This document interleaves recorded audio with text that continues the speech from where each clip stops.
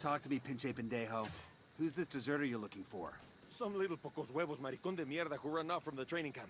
Boss says we get to make an example out of him so the others don't get the same idea. We're gonna drag him back and let the other recruits take turns on him with a machete. Where's this little chicken shit now? We don't know for sure yet, but we're getting close. One of... Yo, what's good, guys? You already know who it is. It's Ken Wall, and I played the Recon Wildlands beta over the weekend, and I thought it was very unpolished. I'm not going to go too hard into this game until it releases, but what I am going to touch upon in this video is what made it feel that way and what I did like. Let's get it. First, we're going to talk about the cover. Cover system was, I thought, was piss poor. It was, I didn't fuck with it at all, especially compared to the Division. The Division cover, I thought, was very good, and it felt real. It was tactical. This game cover system was really stupid because how it works is if you run up to a wall, it's not even like, it doesn't feel like a magnet type thing. Like, it doesn't even feel like you're in cover. It doesn't feel like that at all. That's the reason why I didn't like it. Like, you can't even blind fire, which was very stupid. Every third-person game has that. It just doesn't feel like you're in cover, like you're protected by the cover. Like, I didn't like it at all. The AI were stupid, like always for Ubisoft. Like, for example, the stupid-ass civilians would just be walking in the middle of nowhere.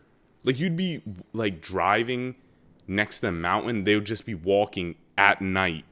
One time, I was going to raid the base of that one, like, the second boss. Not the dude and his mother or something. The other guy, the ranger, who was, like, an ex-marine. I saw a civilian legit walking to the base. Like, what was that about? Like, what the hell was that about? Another thing that I didn't like about the game was it didn't feel like a tactical shooter to me. First of all, the suppressor had no trade-off. There's really, to me, there's no trade-off to the suppressor. I always kept my suppressor on. There's no reason for it. And then the tacticalness of the game, it just didn't feel like that because everything was easy to just raid. You could just go in, take out a couple enemies, just run past, and just go in, kill the guy, or take the intel. Like, it wasn't... That's the problem with the game overall. I feel like it's not hard enough because of the AI. They didn't make the AI responsive enough to your actions throughout the game. And last thing, Ubisoft, you're always messing up the driving mechanics of the game. What the hell is up with the driving mechanics? Literally, every car is an all-terrain car. And that means rocks, bumpy-ass rocks, steep-ass mountains you could drive upon. Like, this shit doesn't make any sense with the drive. The driving just, it's fucking awful. Another thing I didn't really like was the story so far. I'm not going to rate the overall story, but so far what we played in the demo and the few cutscenes we got, the story, I didn't give a shit about the story. The characters were corny as shit. Like, especially our character. The dude who plays our character's voice, he seems like a bitch. Like, he just seems like a bitch to me. Like, there's no reason. I remember in the beginning of this story when you're flying in with the helicopter, all your boys, they seem like pretty laid back and chill, and then you're the dude who's strict as hell. And like, she asks you a question like, let's, for example, like, I heard you guys were in Afghanistan, you did something, and then your dude's like, be quiet, we were never there. I was a rookie field officer in Moscow when the coup went down. There was talk you were involved? Nah, it must have been someone else.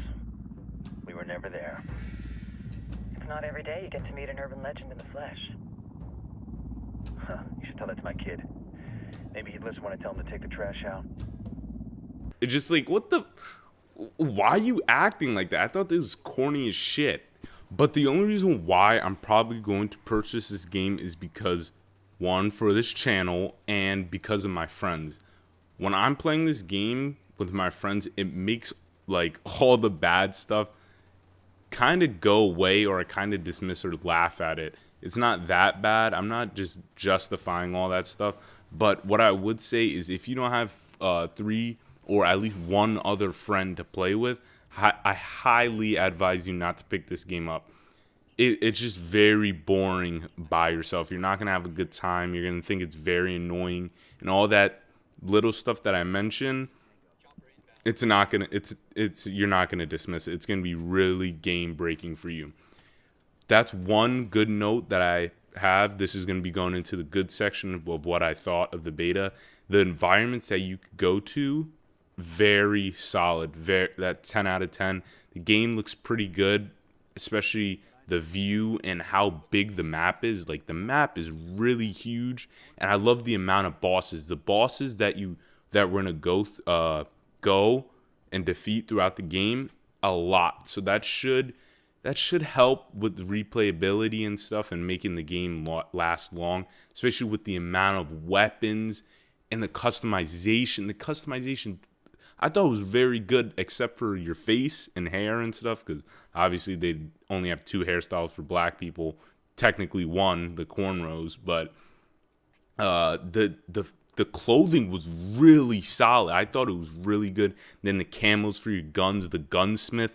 Oh my god, they have so much stuff. So I feel like this game, it shouldn't struggle with longevity. It's going to struggle with picking people up, getting people hooked on the game because of all that stuff that I mentioned. And that stuff, don't use that excuse. It's just a beta. That stuff is going to be in the game. The AI, that's going to be hard to fix.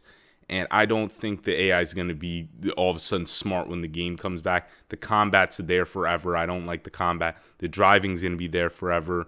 So I just think this game, to me, has potential, but like I said, it's very unpolished. If they worked a little bit harder on this game could be very good.